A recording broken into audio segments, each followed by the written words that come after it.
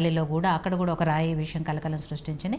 But దానికి సంబంధించి ఎవరైతే అక్కడ అభిమానులు వచ్చారో వాళ్ళకి సొంతంగా సంబంధించిన దాడి తప్ప పవన్ కళ్యాణ్ గారి మీద టార్గెట్ చేసిన కాదు అనేది ఒక వర్షన్ కూడా వినపడుతుంది. ఓవరాల్గా ఈ రాళ్ల దాడి గురించి ఏం చెప్పదలుచుకున్నారు? మేడం, ప్రజాస్వామ్యంలో first of all AI TV ప్రేక్షకులకి అండ్ ప్యానల్లో ఉన్న పెద్దలందరికీ నమస్కారం. అంటే మీరు గమనిస్తే ఒకప్పుడు మనకి ఇలాంటి సంస్కృతి లేదు మేడం. అంటే ఎంతవరకైనా డిబేట్ అంటే రాజకీయంగా ఉండేది, కానీ తర్వాత మళ్ళీ అక్కడ కలిసినా కానీ మొహమ్మద్ ఏమన్నా బాగున్నా అనే మైండ్ సెట్లో ఉన్న జనాలు మీరు గమనిస్తే స్లోగా ఒక రకమైన రివెంజ్ థియరీకి వెళ్ళిపోతున్నట్టు అనిపిస్తుంది.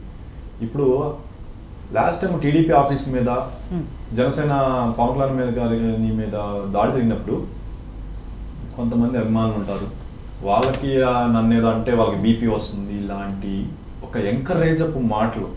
అంటే ఒక సీఎం స్థాయి వ్యక్తి ఇలాంటి వాటిని ఎంకరేజ్ చేస్తూ టీడీపీ ఆఫీస్ మీద జరిగిన దాడిని ఖండించి వాడికి ఎవరైతే కారణం అయ్యారో వాటికి వాళ్ళని వెంటనే ఒక కఠినమైన శిక్షగాని విధించుంటే ఇలాంటి రివెంజ్ పాలిటిక్స్ ఉండేది కదా. అంటే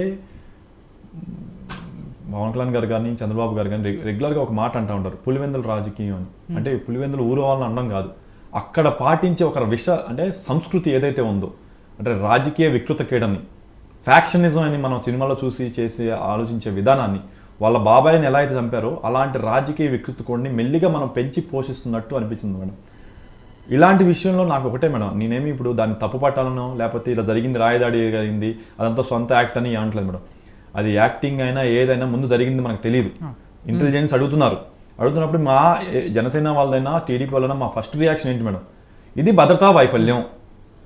రాయి జరుగుతున్నప్పుడు మొదటిదాకా పరదాలు చాటున్నారు కదా, ఆయన పరదాలు తీసి బయటకు వచ్చినప్పుడు ప్రజల యొక్క కోపంలో వాళ్ళు ఇసిరేశారు అనేది ఒక వర్షన్ వినపడుతుంది. కానీ అలా మేము ఒక రాజకీయం అంటే ఇందాక సార్ చెప్పారు ఏంటి, టెస్లాకి సంబంధించి ఒక ఫేక్ లెటర్ వదిలేరని.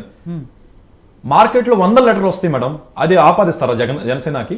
పవన్ కళ్యాణ్ కూర్చొని రాసిస్తారా సార్ మేడం? ఇవ్వరు కదా. ఆ రాయబడినప్పుడు రకరకాల ఊహాలను వస్తుంటే అది పార్టీకి ఆపాదించకండి. మనందరం టీవీలో కూర్చొని డిబేట్ మాట్లాడుతున్నప్పుడు ఫ్యాక్ట్ఫుల్గా మాట్లాడడానికి ట్రై చేయాలి. వాళ్ళు జరిగిన సీక్వెన్స్ ఏంటంటే ఫస్ట్ రాయి జరిగిన వెంటనే వైఎస్ఆర్సీపీ వాళ్ళే బయటకు వచ్చి ప్రెస్ మీట్ అంబటి రాంబాబు గారు, ఇది ఖచ్చితంగా చంద్రబాబు గారి యొక్క దాడే, ఈయన ఫ్యాక్షనిస్ట్ చేస్తున్నారు. ఇప్పుడు కూడా ఆయన కూడా మాట్లాడుతున్నారు, చంద్రబాబు గారి ఫ్యాక్షనిస్ట్ అంటే నవ్వుకుంటారు మేడం. కనీసం అంటే మనం మాడుతున్నప్పుడు జనాలు చూస్తున్నారు, నవ్వుతున్నారు, ఆలోచన. సొంత అక్క చెల్లెళ్ళు బయటకు వచ్చి వైఎస్ఆర్సీపీ పునాదులు రక్తపు మడుగులో తడుచున్నాయి అని చెప్పి సొంత ఇంట్లో వాళ్ళు, అంటే 2019కి ముందు పార్టీ కోసం ప్రాణం పెట్టిన షర్మిలా గారు కూర్చొని చెప్తున్నప్పుడు బయట వాళ్ళు ఓకే ఎమ్మెల్యే వాళ్ళు వచ్చి వెళ్ళిపోయారు, నెగిటివ్గా మాట్లాడుతున్నారు అనుకోవచ్చు. సొంత తోబుట్టువే సొంతగా చెప్తున్నప్పుడు అంతకాలంగా ఫ్యాషనిస్ట్ అని ఇంకా ఎలా అండి? అంటే ఒక అబద్ధాన్ని పదే డిబేట్లలోనూ బయట ఫేస్బుక్లోను సోషల్ మీడియాలో జరిగే పడికట్టు పదాలు తీసుకొచ్చి మాట్లాడినంత మాత్రాన తప్పవదు. వైఎస్ఆర్సీపీ స్పోక్స్ పర్సన్ గారు, మనం ఇక్కడ ఒక రెస్పాన్సిబుల్గా కూర్చోగలగాలి, మాడాలి అనేది నా ఉద్దేశం అండి. జగన్ గారి మీద దాడిని ఖండిస్తున్నాం, జరిగిన దానికి ఎవరు బాధ్యులో వాళ్ళని సస్పెండ్ చేయడం కానీ యాక్షన్గా తీసుకోవాలి. అలాగే ఆ దాడి చేసిన ఖచ్చితంగా వ్యక్తికి శిక్ష పడాలి. ఇందులో అలాంటి అనుమానం లేదు మేడం. ప్రజాస్వామ్యంలో ఇలాంటి హింసకి తావు లేదు. రెండోది ఏంటంటే పవన్ కళ్యాణ్ గారు రియాక్ట్ అయింది, కానీ ఏదైనా మా జనసేనలో రియాక్ట్ అయింది ఏంటంటే చిన్న దెబ్బ తగింది, ఎస్ తప్పు శిక్షించాలి, కానీ దాన్ని ఏదో విలగల్లాడిపోతున్నారేంటి, ఇదే పెద్ద అయిపోయినట్టు మీరు క్రియేట్ చేయొద్దు.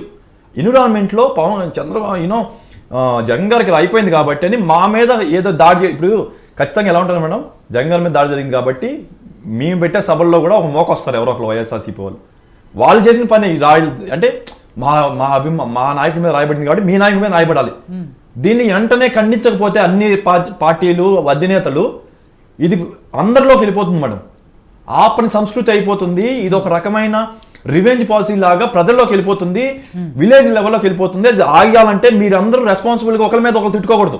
ఒకరిని మీ తప్పు మీరు కావాలని చేశారని కాదు చేయాల్సింది. ఒకేసారి సంస్కృతి జరగకూడదు, అందరినీ చేయాలని మూకుమ్మడిగా చెప్పాలి. అదే టైంలో పక్కన మీద వేయొద్దు. టీడీపీ మీద జనసేన మీద వాళ్ళు అబాండాలు వేశారు కాబట్టే దాని డిఫెన్స్లో లోకేష్ గారు ట్వీట్ పెట్టచ్చు. పవన్ కళ్యాణ్ గారు కూడా ఏంటంటే అది ఏముంది మీరే నాటకం ఆడింది అనలేదు. ఏంటి అది ఒక చిన్న రాయి తగిలితే మీరు ఏదో జరిగిపోయింది రాష్ట్రానికి అన్నప్పుడు, ఒక సుగాలి ప్రీతి గారిని చంపేసినప్పుడు ఏమైంది, వాళ్ళ తమ్ముడిని పెట్రోల్ పెట్టి చంపేసినప్పుడు ఏమైంది, అదంతా నిప్పనిపించట్లేదా? చిన్న దానికి ఇంత అకారం చేస్తున్నారంటే అనేది ఆయన బాధ వెళ్ళగక్కారు తప్పితే ఇది తప్పు కాదు అని ఎప్పుడూ అనలేదండి. ఆయన ఇమ్మీడియట్గా యాక్షన్ తీసుకోండి, భద్రతా వైఫల్యం ఇమ్మీడియట్ యాక్షన్ తీసుకుని మాత్రమే చెప్తున్నారు మేడం.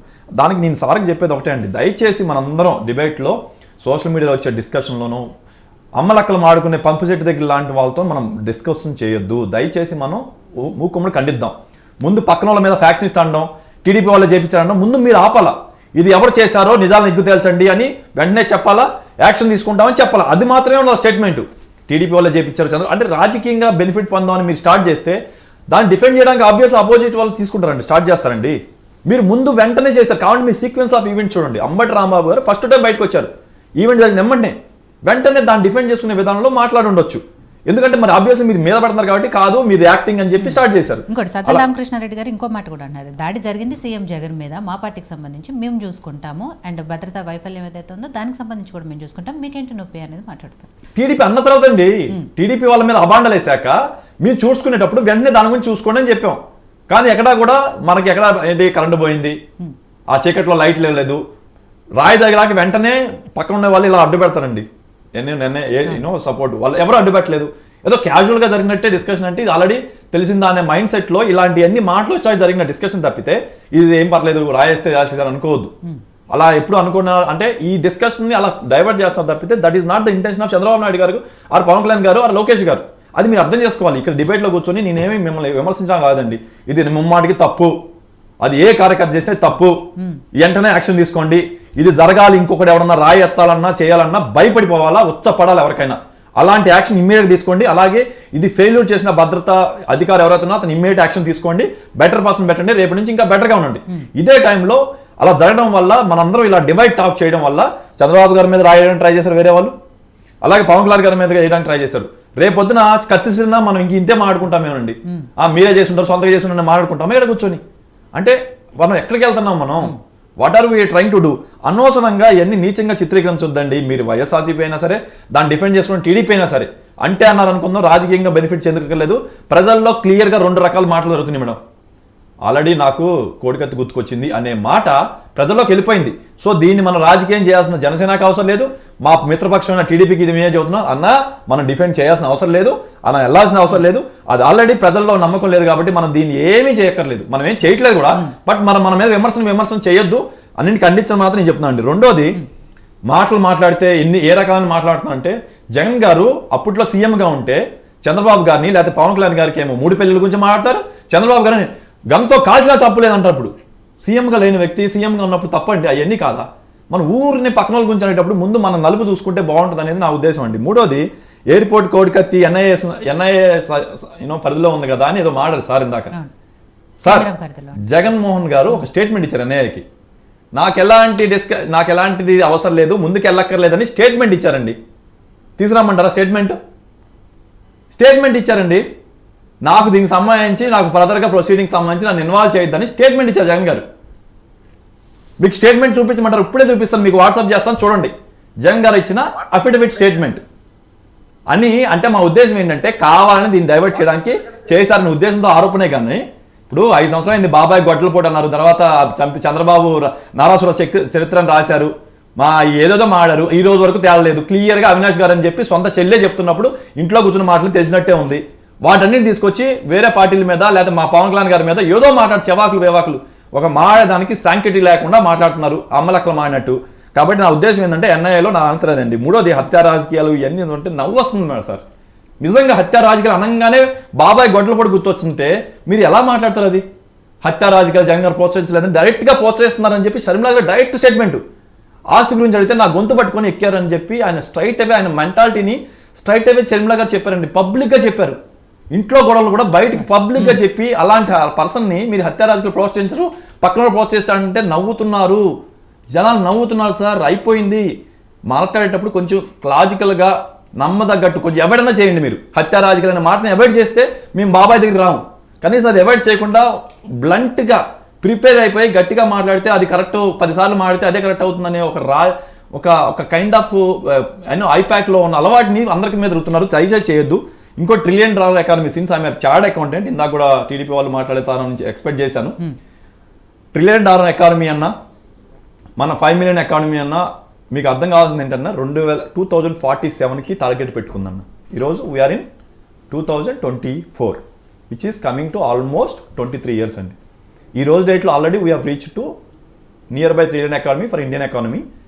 అప్పటికి 2047కి ఇంకా పెద్ద 5 మిలియన్ ఎకానమీ, నెంబర్ 1 ఎకానమీ అవ్వాలనుకున్నప్పుడు అంటే central government does not have a separate state అండి, సపరేట్ ఇన్ఫ్రాస్ట్రక్చర్, సపరేట్ ఇండస్ట్రీస్ ఏమి ఉండవండి. స్టేట్లన్నీ కలిపే సెంటర్. ఎకానమీ అంటే స్టేట్లు కలిపే. మనం అందరికన్నా అగ్రగామిగా అవ్వాలంటే, వరల్డ్లోనే అగ్రగామిగా అవ్వాలంటే స్టేట్ యొక్క ఎకానమీ పెరగాలి. దానికి తగ్గట్టు ఆంధ్ర ఒక్కదానికోనే 3 ట్రిలియన్ ఎకానమీ అవ్వాలి, ఆంధ్ర ఒకటే షేరింగ్ ఉండాలి అనేది లోకేష్ గారి యొక్క విజన్ డాక్యుమెంట్ అండి. I think you miss that the point. సరే మీకు తెలియదు కాబట్టి బికాస్ ఆఫ్ అదేంటని అర్థం చేయడానికి చెప్తున్నారు కాబట్టి ట్రిలియన్ ఎకానమీ రేపు నెక్స్ట్ ఇయర్లో, నెక్స్ట్ 5 years కాదండి. It is the target of 2047. Why 2047 అంటే 100 years ఆఫ్ స్వాతంత్రం, 100 సంవత్సరం. అదే అండి 100 సంవత్సరంలో 100 years ఆఫ్ స్వాతంత్రం వచ్చినందుకు గుర్తుగా 2047 కల్లా హైయెస్ట్ నెంబర్ 1 ఎకానమీ అయిన దాంట్లో మన ఆంధ్ర నుంచే ట్రిలియన్ ఎకానమీ అవ్వాలనేది టార్గెట్గా పెట్టుకున్నాము అనేది విజన్ డాక్యుమెంట్ అనాలిసిస్లో చెప్పిన చంద్రబాబు చెప్పిన పదండి. తెలియదు కాబట్టి నేను చెప్తున్నాను. మీరు ఒకసారి vision document unveiled by Chandrababu Naidu గారు ఇన్ వైజాగ్ అని కొట్టండి. You will understand what exactly this trillion economy గురించి స్టేట్మెంట్ అనేది. ఓకే సార్, మీరు నవ్వినా కానీ తెలియదు అన్నారు కాబట్టి నవ్వుకోండి, పర్లేదు. ఇలాంటి అజ్ఞానం ఉన్నప్పుడు దానికి నవ్వుకున్నా పర్లేదు, తప్పలేదండి. ట్రిలియన్ డాలర్ ఎకానమీ అంటే నెక్స్ట్ 5 years కాదు.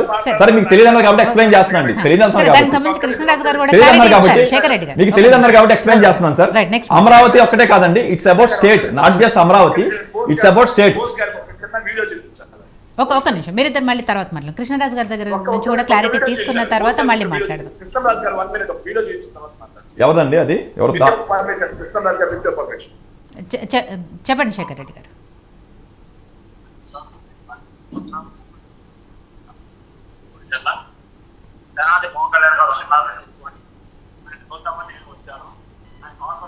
పవన్ కళ్యాణ్ గారు ర్యాలీకి సంబంధించి ఇప్పుడు నేను మాట్లాడే పాయింట్ దానికి సంబంధించి లేదు. నేను అసలు ఆ విషయం, అభిమానులు వచ్చారు చెప్పారు అనే విషయం మీద నేను అసలు డిస్కషనే తెలియదు. అవన్నీ పెట్టి issues madam. You don't need to discuss all those things, Anna. We are talking about big things here. We are talking about big things here.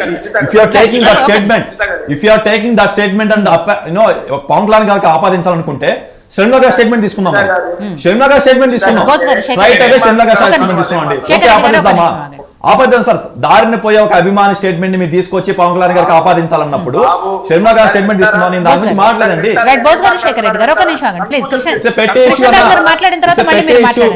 వాళ్ళకు వాళ్ళు జరిగిన దానికి పవన్ కళ్యాణ్ సంబంధం లేదు.